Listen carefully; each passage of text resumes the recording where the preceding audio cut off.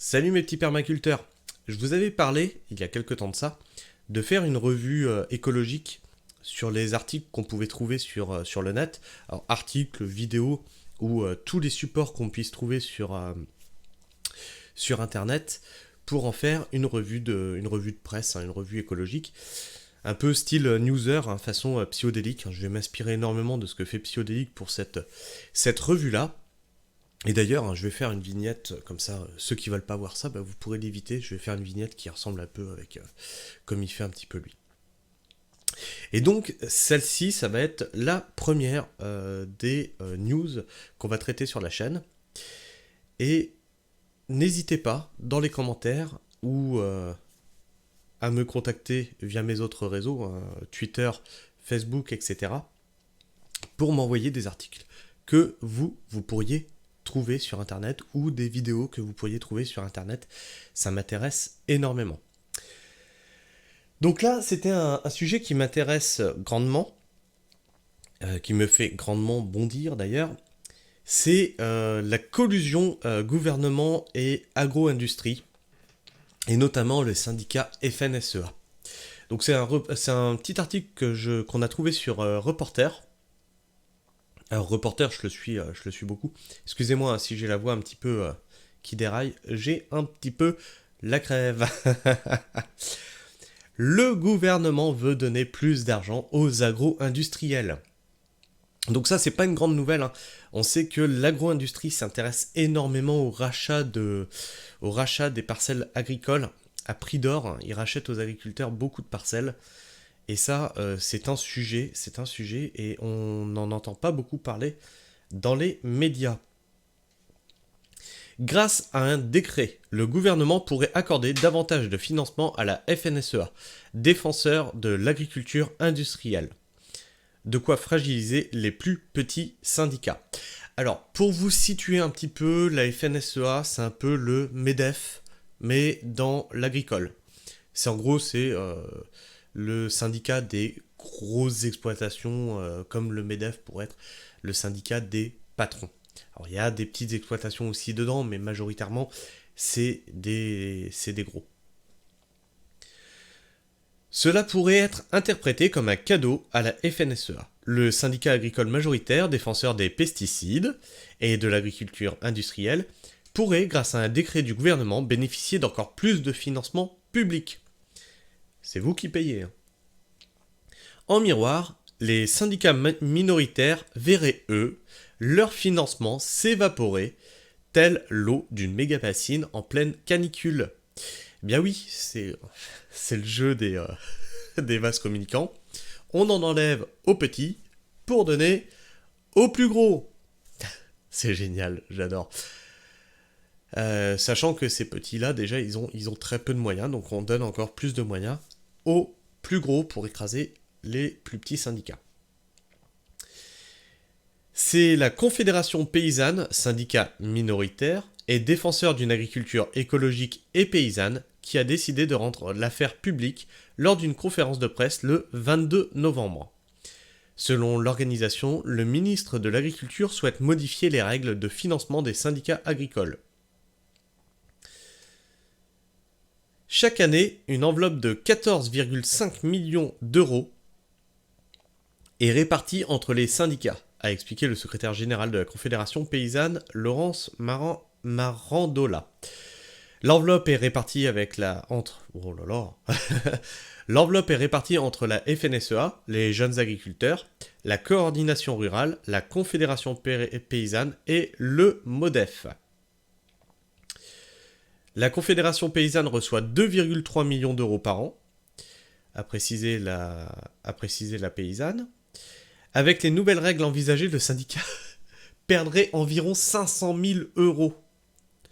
500 000 euros, c'est un quart en fait, un peu moins d'un quart de ce qui touche quoi. Oh, c'est énorme, 25% de moins quoi. La coordination rurale et le MODEF, autres syndicats minoritaires, seraient également perdants. La FNSEA et les JA, donc jeunes agriculteurs, tant qu'ils restent majoritaires, verraient eux leurs subventions augmenter. La FNSEA en a-t-elle vraiment besoin? En 2020, une enquête de Mediapart avait révélé que ses dirigeants se rémunéraient. Qui touche ça entre vous, entre ceux qui me lisent là? Qui touche ça? En 2020, une enquête de Mediapart avait révélé que ses dirigeants se rémunéraient jusqu'à 13 400 € par mois.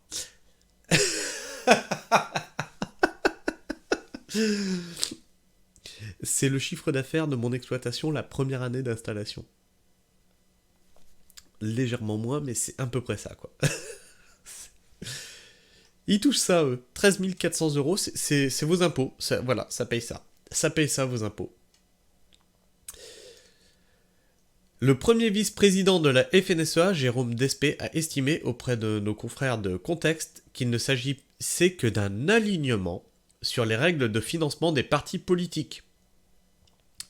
Donc là, on avoue clairement que un syndicat, c'est politique. Quoi qu'on en dise, quoi qu'il puisse s'en défendre, un syndicat, c'est politique. Et quelque part, je peux vous le dire, puisque j'ai été syndiqué. Moi, je me suis battu pour ne représenter aucun parti politique, malgré qu'on vous pousse à aller vers l'un ou l'autre des côtés. Et moi, je suis pas là pour représenter des partis politiques, mais pour défendre mes collègues du temps où j'étais en usine. Et donc là, on est clairement là-dedans. Donc là, c'est des gros syndicats qui, clairement, ils sont politiques. Fragiliser les syndicats minoritaires. Pour Laurence Marandola, pas de doute, la décision du ministre de l'Agriculture, Marc Fesneau, est politique. Cela fragilise les syndicats minoritaires. Ainsi, le ministère de l'Agriculture baisserait encore les fonds alloués aux alternatives agricoles. Donc là, quand on vous vend de l'écologie, vous voyez, donc là, les alternatives agricoles, allez, on est dans la merde, et c'est pas grave, pied au plancher, droit dans le mur. Alors qu'en 2022, ils avaient déjà diminué les subventions à plusieurs organisations prônant une agriculture écologique et paysanne. Cherchez pas, il n'y aura pas d'alternative. C'est vraiment, on va droit vers l'industrialisation de l'agriculture. Je voulais vous parler de ça, là. Les tracteurs drones, c'est pas pour dans 50 ans, c'est pour demain. C'est pour demain. J'en parlais avec mon ingénieur agronome, on commence à en voir. Ce serait un énorme recul démocratique, cela va nous empêcher de réaliser notre travail syndical, a ajouté Thomas Gibert, secrétaire national de la Confédération paysanne et maraîcher. Cela va affecter notre... on répète. Si cette réforme se concrétise, le syndicat craint de devoir diminuer ses équipes salariées, tant au niveau national que dans les départements où elles sont déjà clairsemées. Cela signifie aussi moins de moyens pour payer des remplaçants aux paysans, qui doivent s'éloigner de leur ferme pour assurer leurs mandats syndicaux. Cela va affecter notre capacité à analyser les politiques publiques et à travailler à des contre-propositions, a affirmé Véronique Marchesso, secrétaire générale du syndicat. Une prime aux syndicats majoritaires. Ces règles devraient modifier par un décret signé du ministre de l'Agriculture. Le texte doit fixer le cadre des élections professionnelles agricoles qui auront lieu en janvier 2025. Un moment crucial car il détermine dans chaque département quel syndicat aura la majorité à la chambre d'agriculture. Cela permet de fortement orienter les politiques agricoles. Et voilà, donc on sait que si la FNSEA est majoritaire, plus de subventions, et on sait comment que la politique agricole va être orientée, sachant que c'est un peu le syndicat qui fait le plus de lobbyisme aussi, donc... D'après la Confédération paysanne, le décret ne modifierait pas les règles électorales, qui offrent une prime aux syndicats arrivés en tête, et remporte automatiquement 50% des sièges, l'autre moitié étant répartie en fonction du nombre de voix de chaque syndicat. Un système qui désavantage les syndicats minoritaires. C'est ainsi qu'en Ardèche, par exemple, la liste FNSEA-JA donc Jeunes Agriculteurs, hein, c'est l'autre syndicat majoritaire, a obtenu en 2019 moins de la moitié des voix, 48%, mais 14 sièges sur 18, donc il en restait que 4, à la Chambre d'agriculture. La Confédération paysanne avait obtenu 37% des voix, mais seulement 3 sièges. C'est énorme la différence. 14 sièges, 3 sièges pour la Confédération paysanne. À 10% d'écart des voix. En comparaison, le système de financement est pour l'instant plus équilibré. Il prévoit que 75% des fonds soient répartis entre les syndicats en fonction du nombre de voix. Seuls les 25% restants le sont en fonction du nombre d'élus. Mais dans son projet de décret, le ministère de l'Agriculture souhaiterait porter ce pourcentage à 50%. Ok, bon bah voilà. Ainsi, les syndicats qui auront le plus d'élus verraient leur financement augmenter. La prime aux syndicats majoritaires serait donc aussi financière. Excusez-moi, j'ai vraiment la crève.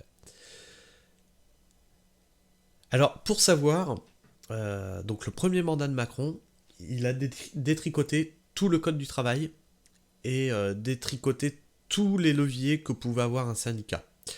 Et là, on se rend compte que dans l'agricole, il commence à faire exactement le même travail. Le ministère de l'Agriculture, sollicité par Reporter, n'a pas souhaité confirmer le contenu du projet de décret.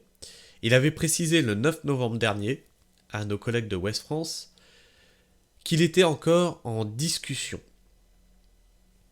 Mais son contenu inquiète déjà plusieurs élus. Les syndicats minoritaires se retrouvaient très fortement lésés financièrement et pourraient même être contraints de réduire très fortement leur activité, ont alerté 28 sénateurs dans une lettre au ministre. Alors ça va mettre en parallèle aussi avec la réforme du RSA. Alors vous ne le savez peut-être pas, mais vous savez, il y a la réforme du RSA qui dit que si vous demandez le RSA, vous allez travailler pour l'État, entre guillemets, gratuitement. Figurez-vous qu'un agriculteur qui fait la demande du RSA, alors qu'il travaille sur son exploitation, devra accorder du temps de travail gratuit à l'État. Donc il enchaîne 5 semaines de travail, plus je crois que c'est 15 ou 20 heures pour l'État. C'est génial. Sachant que forcément c'est les plus petites exploitations qui galèrent. Nous, après ils diront « Ah, mais il n'y a pas beaucoup d'agriculteurs qui vont demander le RSA !» Mais bon, on se demande pourquoi. On se demande bien pourquoi. Nous considérons que ce projet de décret en l'état représenterait une nouvelle atteinte importante au pluralisme syndical et à la démocratie. Non mais ce mot n'existe plus dans le système politique actuel. La démocratie, là...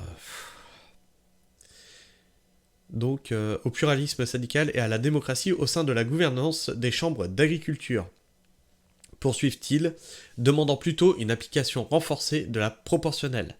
4 députés, Modem, socialistes et communistes, ont également déposé des questions écrites au gouvernement sans réponse pour l'instant.